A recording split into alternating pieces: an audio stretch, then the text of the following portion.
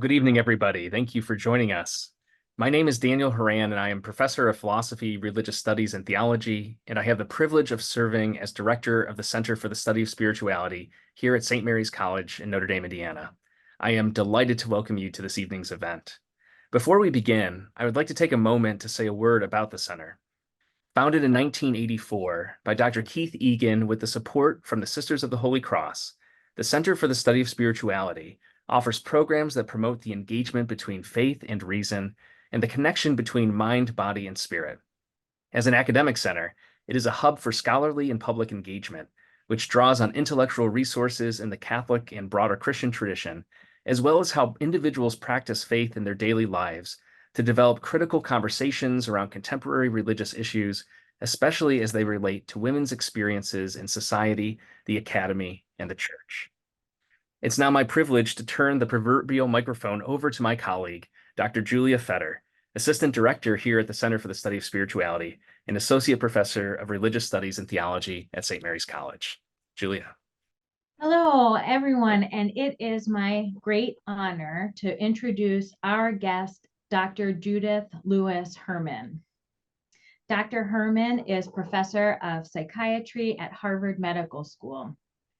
For 30 years, until she retired, she was Director of Training at the Victims of Violence program at the Cambridge Hospital in Cambridge, Massachusetts. She is the author of the award-winning books Father-Daughter Incest, published by Harvard University Press in 1981, and Trauma and Recovery, published by Basic Books in 1992, which the New York Times named as one of the most important psychiatric works to be published since Freud. She is the recipient of numerous awards, including a Guggenheim Fellowship in 1984 and the 1996 Lifetime Achievement Award from the International Society for Traumatic Stress Studies. In 2007, she was named a Distinguished Life Fellow of the American Psychiatric Association. Her newest book, Truth and Repair: How Trauma Survivors Envision Justice, was published in March 2023. Thank you so much, Dr. Herman, for joining us tonight. I'm so excited to get the chance to talk with you. Thank you so much. Yeah. I'm wondering, well, a bit of instructions as we speak. Participants can offer their questions by pressing the Q&A box at the bottom of your screen.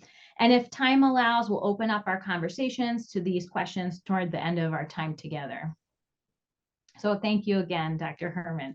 I'm wondering if we could begin our conversation by just naming some of the fundamental insights that your research and writing has brought to bear on our understanding of trauma and how it operates in our lives. So one key insight that you brought into the public sphere 30 plus years ago was that the kinds of injury that soldiers encounter in war is analogous to the injuries that many women and children experience in the home. And in 1992, you wrote that hysteria is the combat neurosis of the sex war, in a memorable phrase. And then the second related point I want to bring into our conversation is that sexual and emotional forms of abuse aren't really outside the range of human experience, usual human experience, but rather it's a routine part of women's sexual and domestic lives. And you write that Freud glimpsed this truth and retreated in horror. I wonder if you could say more about what psychological trauma is and how can we get a hold on it when it isn't unusual or extraordinary? Sure, that's a good place to start. And it's something that we had, the concept of psychological trauma and post-traumatic stress has really evolved since 1980, when post-traumatic stress disorder was first recognized by the American Psychiatric Association as a real diagnosis in the DSM-3, the Diagnostic and Statistical Manual. And the reason it was recognized was we really have the Vietnam Veterans Against the War to thank for that. Because they were the ones who not only, when they came home, they not only threw their medals over the White House fence, but they joined these rap groups that actually my colleague Robert J. Lifton ran one of those rap groups back in the 70s, and where they talked about the fact that they were home and they didn't have any physical injuries, but in their minds they were still in Vietnam, and they were having nightmares and flashbacks and on alert for danger everywhere and scanning their environment for attack everywhere they looked. And so the initial A criterion, for PTSD was exposure to violence with life threat or threat of severe bodily injury, bodily harm, outside the range of ordinary human experience. And then, as the speak outs from the women's liberation movement led to awareness of violence against women, it became clear that no, this wasn't outside of ordinary human experience. And we went from the consciousness raising groups of women's liberation, which were kind of analogous to the rap groups that the Vietnam vets had, to the speak outs, and then ultimately to real epidemiology research, which showed that sexual and domestic violence were very much part of ordinary life experiences for girls and women. And so now the criterion has been modified. It's still true that you don't see PTSD after small t, what we sometimes call small t trauma, being fired from a job, a divorce, simple bereavement, unhappy, stressful experiences, but that don't involve that kind of life threat. You see depression and anxiety and all those things, but you don't see PTSD. With PTSD, you need that up close personal encounter with death, either yourself or as an eyewitness, like for first responders, like cops and firefighters, will often have PTSD because they're seeing horrific sights unfold in front of their eyes. So let me stop there. And does that kind of address the question you had? In some ways, I wonder, I was thinking originally when I posed the question that it seemed to me that you couldn't just do a statistical analysis of what typically happens for most people and then count as traumatic the disruptive events that are unusual or extraordinary. Instead, you have to have some kind of moral analysis or make some moral claims about what life should be in order to have any kind of predictive effect about what could be traumagenic or not. Does that seem well, right? It certainly turns out that interpersonal violence tends to be much more likely to cause PTSD than acts of God. Yeah. So-called acts of God, floods or hurricanes. Sometimes the acts of God aren't really acts of God, they're due to human negligence, like the sociologist Kai Erikson did a study of a whole community that was wiped out after a dam broke and the community was flooded. But it turned out that, you know, the breach of the dam had to do with the negligence of the coal mining company that maintained the dam, and so there, so that was negligence, but an up close personal encounter with hate, Yes. And malign intentional violence is the most likely to produce PTSD. So, for instance, combat, rape, child abuse, domestic violence tend to be the most likely to produce PTSD. And of course, then once you get into things like child abuse and domestic violence, you're not talking about a single impact trauma. You're talking about prolonged, repeated traumatic exposure. And that in turn means that a relationship of coercive control has been established, where one person is dominating another through violence and other techniques of domination. And that produces a very complex traumatic syndrome. Well, that's an interesting response, because I think when I think about your work, I think about how clear you have been throughout your career that violence and traumatic injury is never just a matter of an individualized private matter, but instead it always and everywhere, or many times at least, especially in the lives of women, has political and social components to it. So it's really, I'm thinking about the fact, so in trauma and recovery, you lay out 3 stages of traumatic recovery: establishing safety, remembrance and mourning, and reconnection with everyday life. And in your newest book, you add a 4th stage, justice.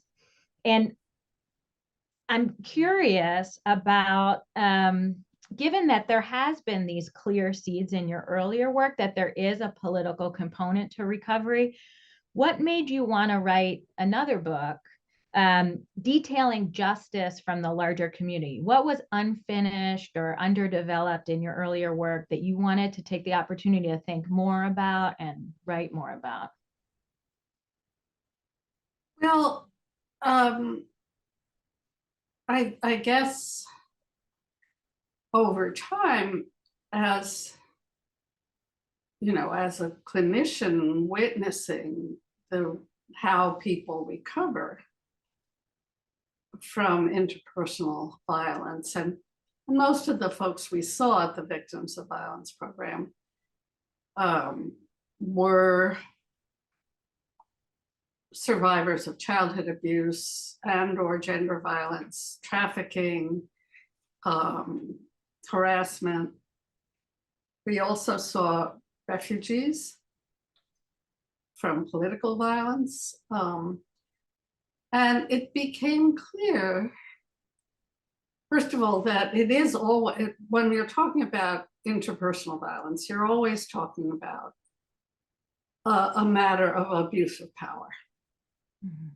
That, you know, the violence has a purpose. The purpose is to establish domination over the victim.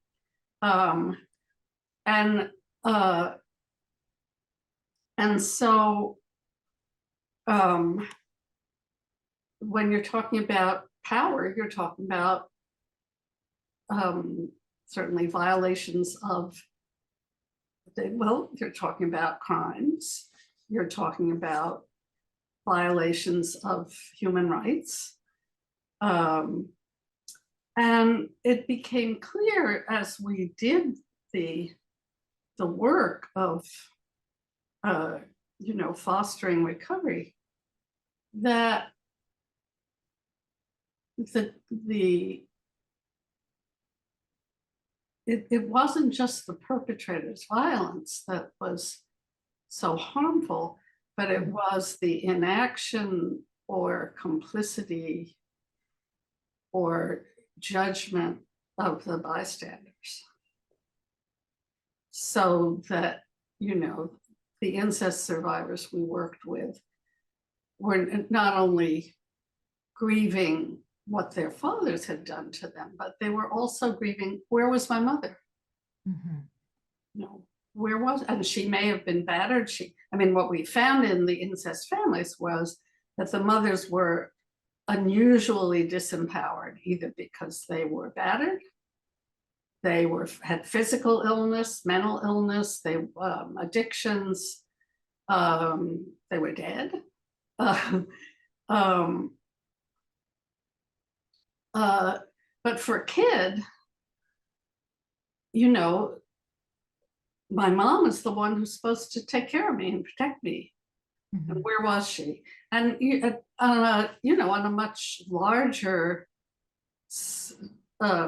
international scale, when you interview Holocaust survivors, they say, where was the world? Mm-hmm. Not just what the Nazis did, but what everybody else didn't do. Mm-hmm. Was a profound betrayal.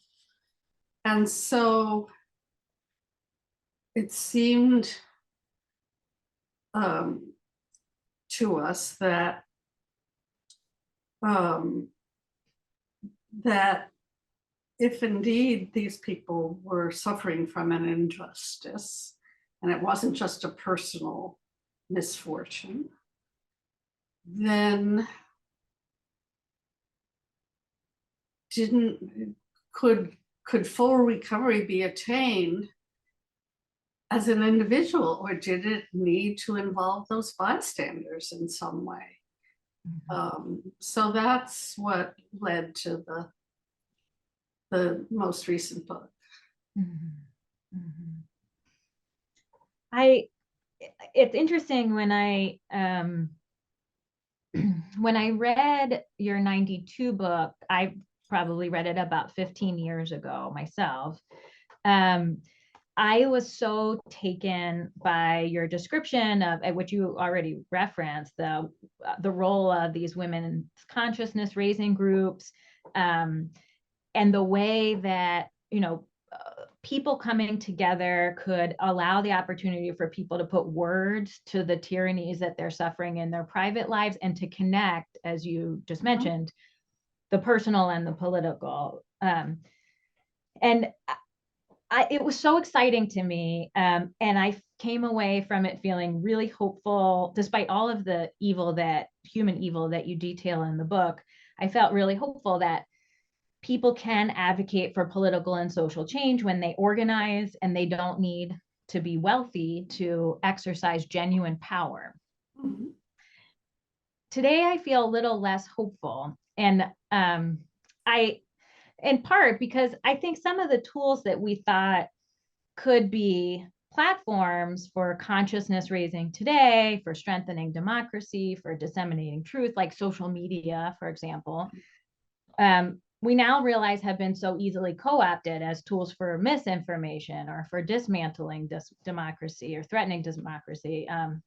And it's made us, in some instances, more apathetic and overwhelmed and exhausted, and disempowered us. In your newest book, Truth and Repair, you seem to articulate a lot of reservations about what some folks in the 21st century have offered as solutions to sexual violence: conventional justice methods, restorative justice methods, the movement to decriminalize prostitution, the ways that ordinary people can make their own widely accessible violent forms of pornography. Do I have that right, or are you less optimistic, or is that just me? Well, I do, uh, I do think that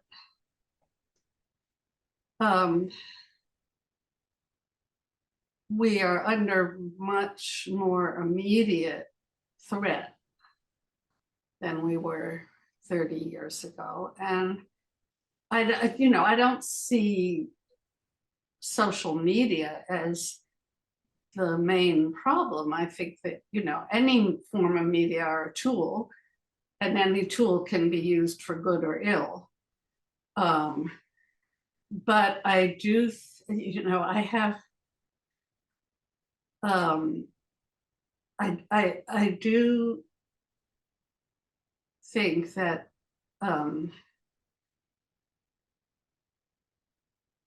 well, it's interesting. I have a dear friend and colleague who has survived for 10 years now with stage 4 cancer.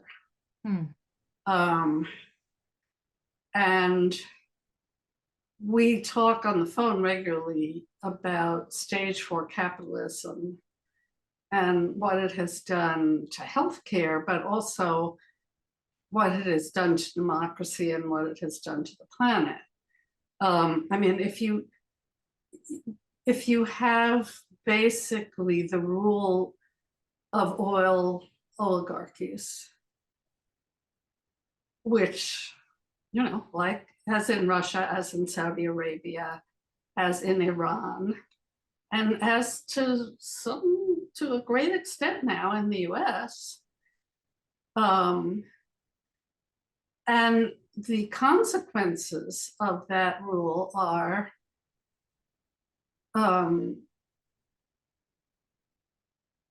war, immigration, and, causing larger and larger parts of the planet to be uninhabitable or ungovernable. Then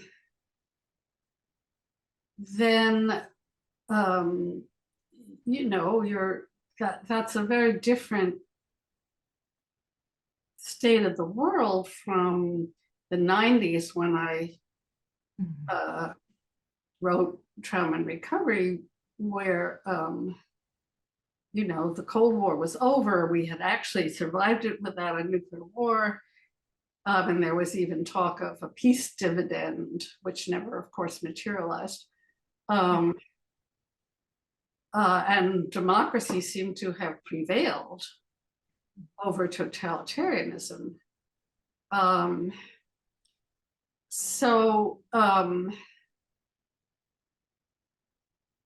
Clearly we're in a different situation now, but the only antidote is still organizing from the ground up. They're really,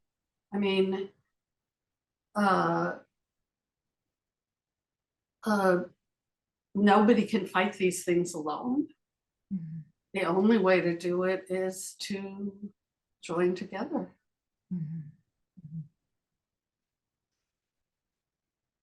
I think about that as sort of your mantra in your 92 book. No one can fight trauma alone. And that's been very powerful for me and so many others I know. Well, because trauma isolates people, not only in fear, but also in shame. And if the bystanders are looking, saying it didn't happen, or, why was she wearing that dress, or how many drinks did she have?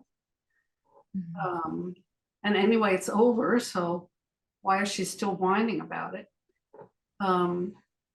That shames and isolates the victim. That's why these support groups are so powerful as an antidote.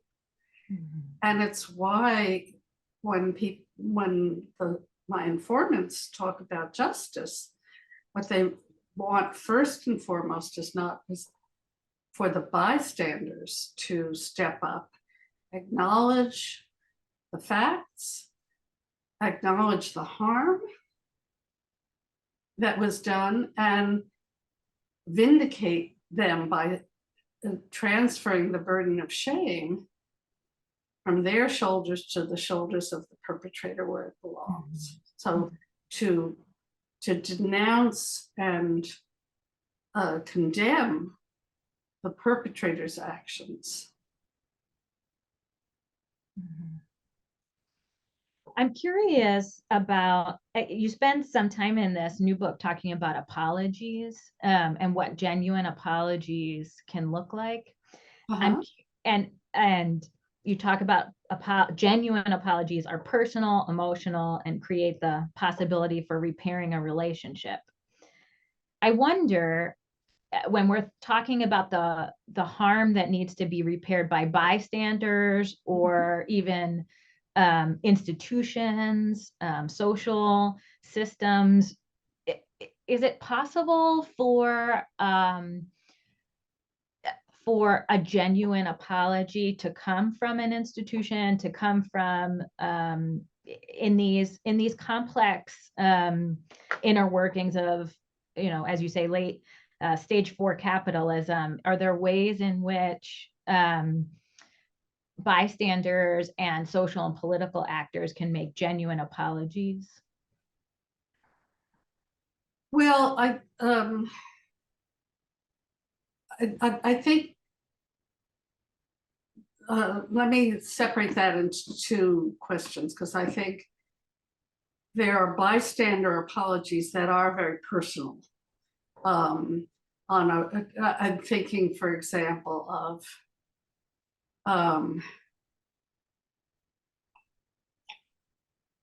there's a wonderful book called Fortunate Daughter by a woman named Rosie McMahon. She grew up in a working class Irish Catholic family.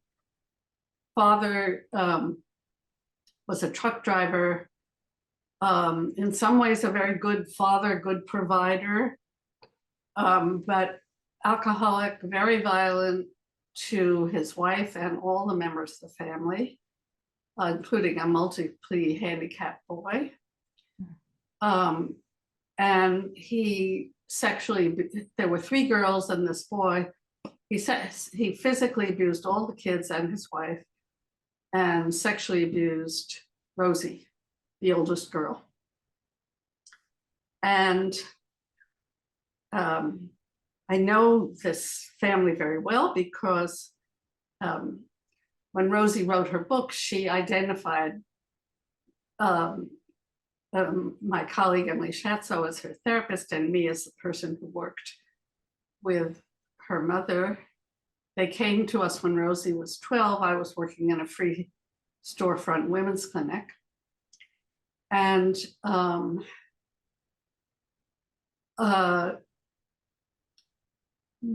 there was I worked with the mom, finally got a restraining order, got him out of the house. The kids worked with Emily. Years later, when Rosie had graduated from college, in fact, all 3 girls graduated from college, the first in their family to get a college education, real success story. By that time, the father had had a heart attack and almost died, and that was hitting bottom for him, and he actually got sober, and he got into offender treatment for batterers. And at that point, Rosie decided she wanted to do a family confrontation. And she prepared what was basically a victim impact statement and with Emily. And I worked with the parents who agreed to come. And she wanted to confront both parents, not just the perpetrator, but her mother. Even though she knew her mother she had witnessed the violence against her mother.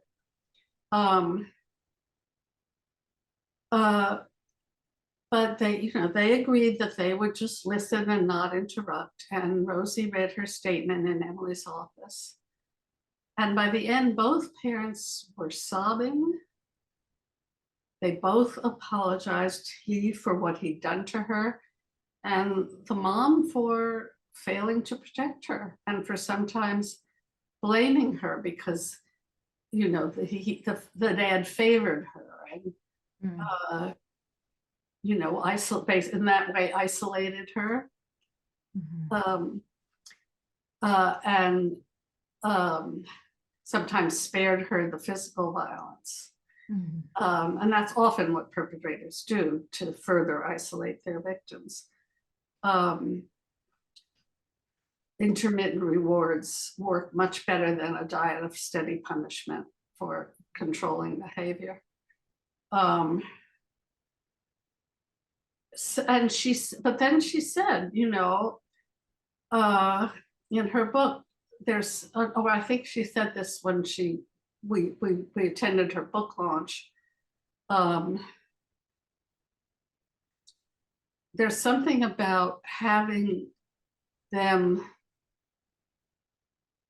make amends every day and show their remorse by making amends every day. And so they didn't just talk the talk, they walked the walk. And as a result, she said, when they all had kids, all three girls had children, they could have grandparents in their lives. So there was a real reconciliation. It's a lovely book, Fortunate Daughter. And so first of all, the apologies were personal and genuine, and they were emotional. And she could see that the parents weren't just crying because they felt sorry for themselves. They really did feel sorry for what they'd done or not done. When it comes to an institutional apology, I think walking the walk, you can't have that up close personal encounter, So walking the walk becomes much, much more, even more important than talking the talk.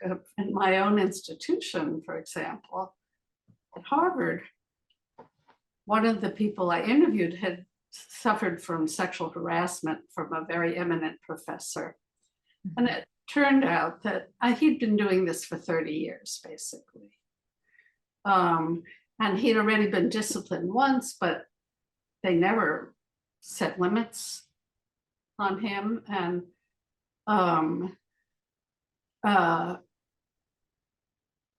he steadily promoted him. And, anyway, finally, I think there were something like 18 women who came forward. And at that point, he decided perhaps it would be wise to take early retirement. And a couple of years later, they did a deeper investigation and said, verified what had happened, that these complaints were validated. And so the president apologized to all the women who, the first woman had come forward, and then all the other women who had been affected by their failure to set any limits on this guy over the years. But meantime, the woman who I interviewed had never gotten her doctorate. She dropped out because she couldn't deal with the harassment. And her whole career had been disrailed. So it seems to me, in that kind of situation, you don't want to just talk the talk. You want to talk about maybe making amends of some sort to these people whose lives were impacted. I mean, not to mention all the money she spent on mental health care.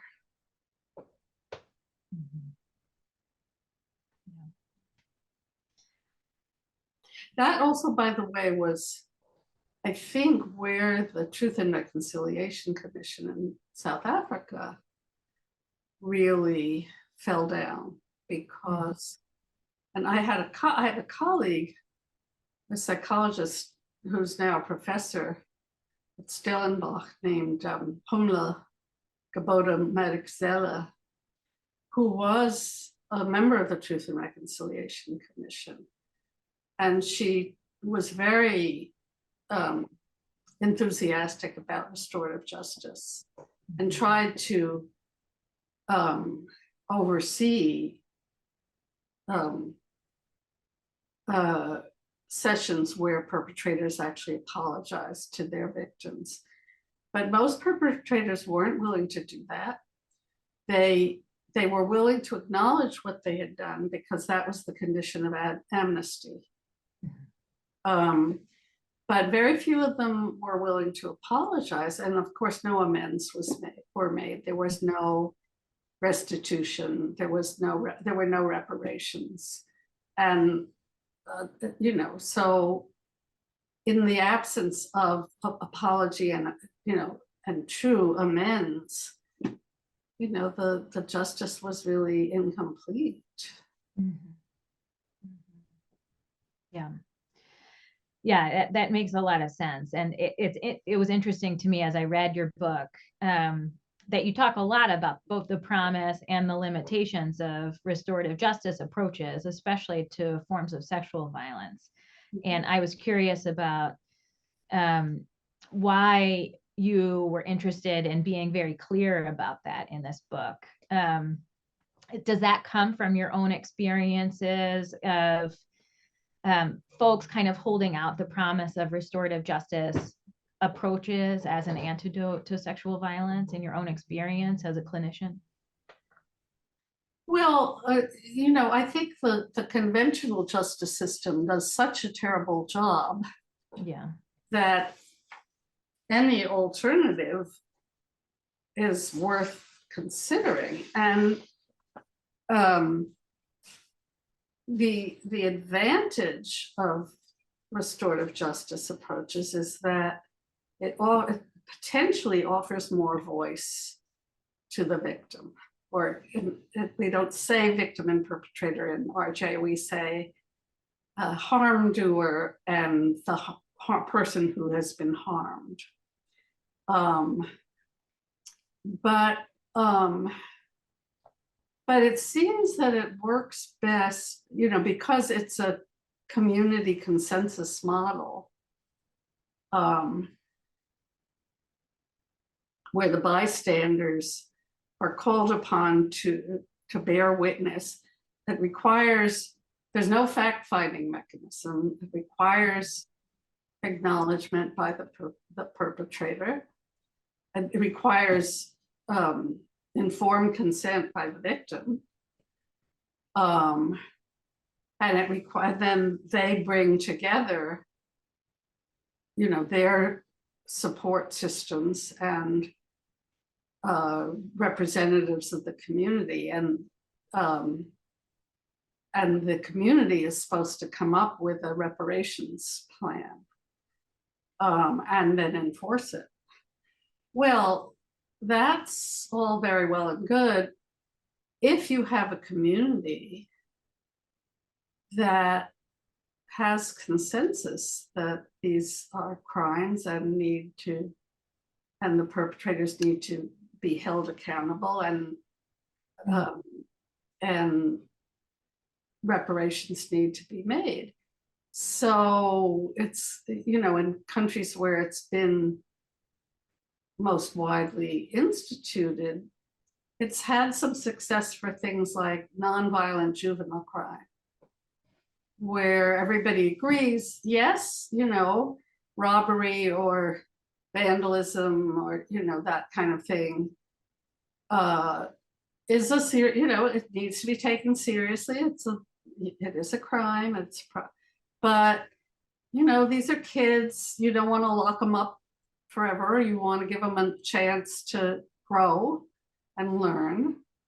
And so, but even in those cases, the outcome studies indicate that people, both the offenders and the victims, give the process high marks for fairness, which is more than you can say for our justice system. But the actual apology amends part doesn't happen that in the majority of cases. And then when you get to something like racial violence or sexual violence, or any violence by a dominant group over a subordinate group, whether that's based on gender or class or race or religion, then you have the wider community is divided, with a lot of victim blaming and a lot of rationalization that it,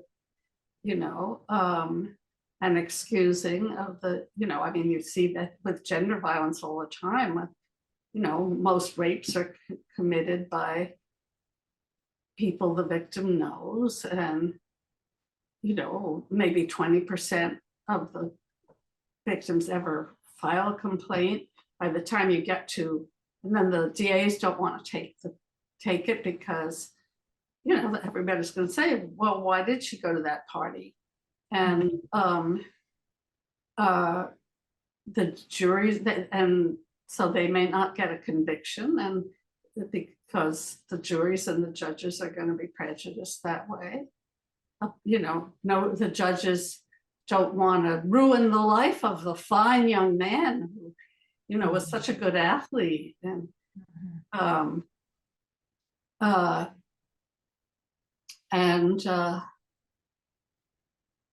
so you have a conviction. By the time you get to conviction, you've got maybe 5% of rapists.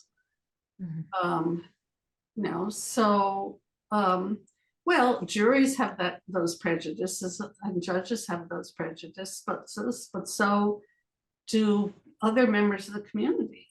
So that's why, a lot of advocates for survivors of gender violence don't trust restorative justice. And the other reason is that there's this very sentimental, in my view, emphasis on forgiveness. And what I found with the people I interviewed was they weren't big on punishment. They were also not big on forgiveness. They wanted limit setting. I mean, most of them didn't want a face-to-face confrontation with the perpetrators. In fact, many of them just wish they could never see them again, especially if it was it was a one-time, rape at a party or that sort of thing. And they also never wanted to see his frat brothers, and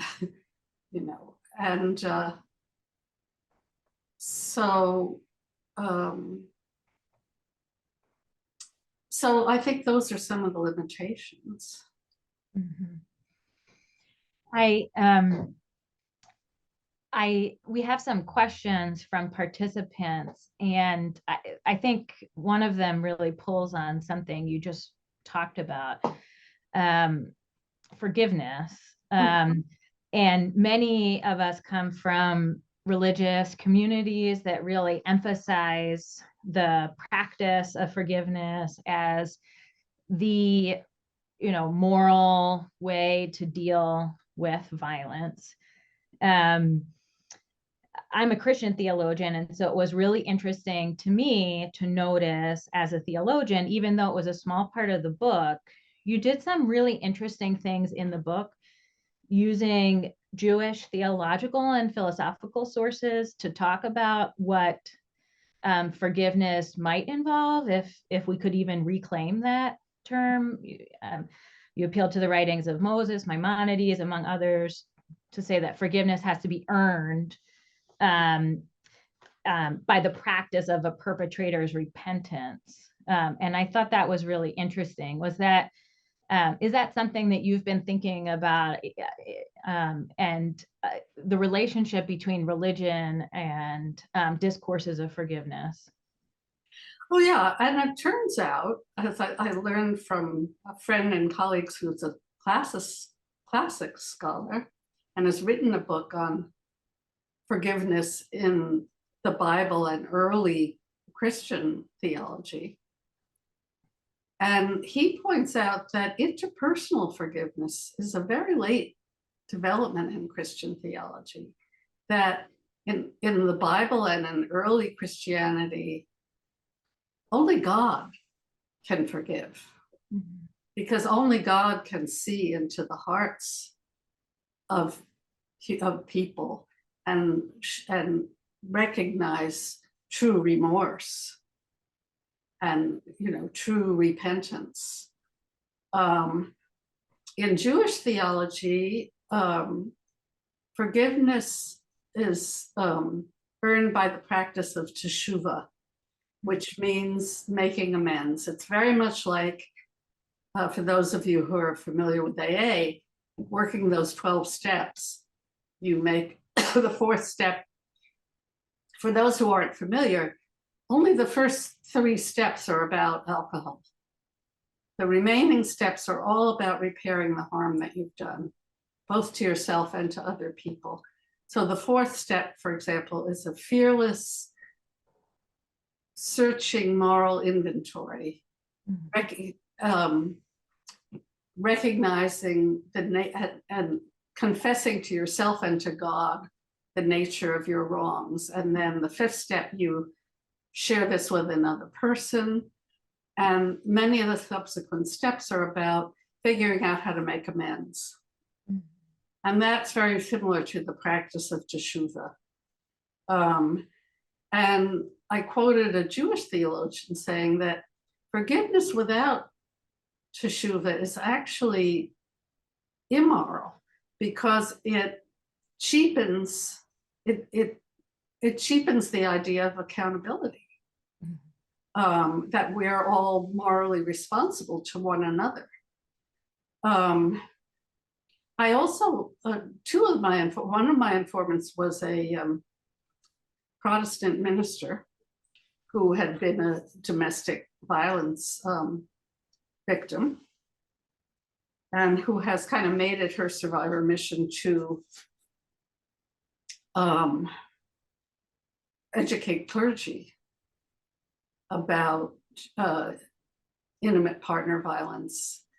And she quotes, because they're so often just counsel the women, to submit and keep the family together and turn the other cheek. And she quotes a woman she counseled who said, "I turn the other cheek and I turn the other cheek, and now I have no face left." And she says, rather than bringing victims to forgiveness, we should be looking at how to bring perpetrators to true contrition and changed behavior. And she says, "I've yet to hear someone say, I am setting limits because I am a Christian." And I thought that was a very powerful statement. Yeah, thank you. That's really helpful. We have another question from a member of the audience who notes that in trauma and recovery, you refer to the process of repair as recovery. And in your most recent book, you refer to it with the word healing in the last section. And he was wondering, is this change of terms intentional? Do you prefer one term over the other? Which one is most appropriate when talking about the process of flourishing or thriving after trauma? Oh, I don't know. I haven't thought much about that. I think either is fine. Yeah. As long as, I think in both cases, you're talking about an ongoing process. Yeah. Well, that actually brings me to another question that someone asked. When you are lacking justice, Yeah. at, you know, the interpersonal level or the institutional level, is it right to say that the victim's healing process is incomplete? Are they able to attain full recovery without restitution? And if not, is who's, you know, is the onus of confronting the perpetrator on the victim or on the bystander societies, or both? Well, I mean, it's hard for the bystanders to do it unless the victim takes some initiative, but mainly it's on the bystanders. The victim certainly can't attain justice alone. And I would not make a judgment about someone else's recovery or healing. I think that judgment is to be made by the survivor. Mm-hmm. Mm-hmm. Mm-hmm. A question that I've been thinking about because of my own location here at the Center for the Study of Spirituality, I've been thinking about that we understand spirituality to be something of the common human consciousness of something more, something transcendent, or something that goes beyond. And this consciousness can be informed by and shaped by the great religious traditions of the world, Judaism, Christianity, Islam, but it can also just simply be a deeply human experience of moreness that's not tied to an explicit religious tradition. And so I've been wondering, are there ways in which your own religious tradition or spirituality, either religious or non-religious, has informed your own work for justice, on justice for trauma survivors? Well, I was raised totally secular, and religion doesn't play a big role in my life. But I do believe in some kind of, or I guess I've experienced some kind of sense of transcendence, or in belonging to something greater than myself. Mm-hmm. To me, that's, you know, the social justice community, really, or nature, or, you know, whatever tries to foster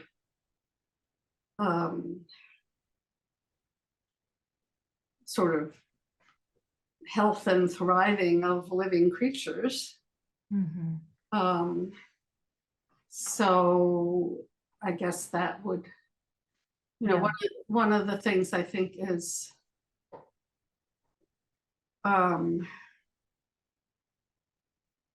helpful about many self-help traditions like AA, Al-Anon, other 12-step programs is the 12th step. It says, you know, having had a spiritual awakening as the result of these steps, we're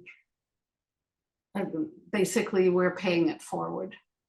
We are reaching out to try to make them, you know, in you know, in Hebrew it's tikkun olam, trying to repair the world. And you know, whatever is your spirit, I mean, you know, your God can be whatever you want it to be. I mean, if you want it to be a tuna fish sandwich, but some sense of belonging to something greater than yourself, I think, can be a very powerful healing force. So we try to, because nobody can really recover in isolation, and so some sense of belonging to something greater can be very healing. I think a lot about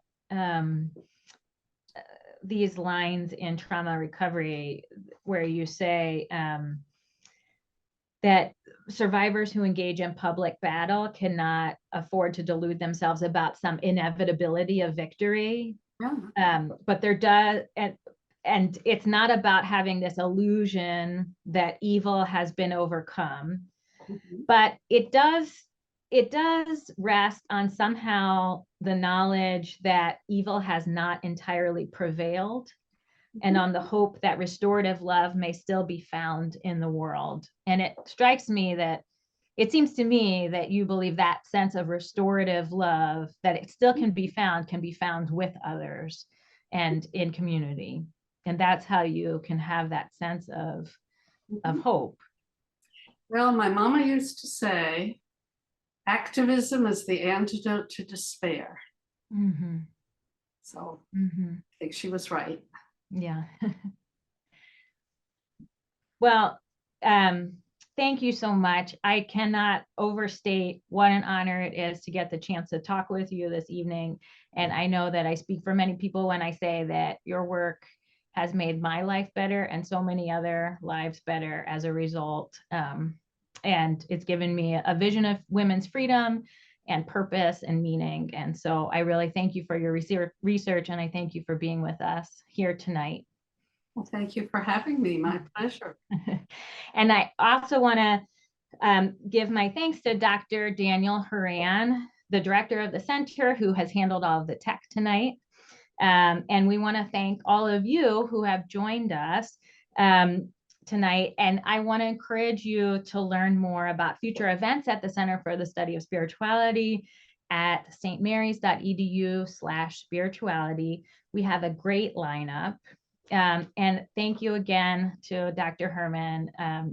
I really appreciate your time here with us tonight. Goodbye to everyone. Have a great night. Thank you so much. Thank you, everyone.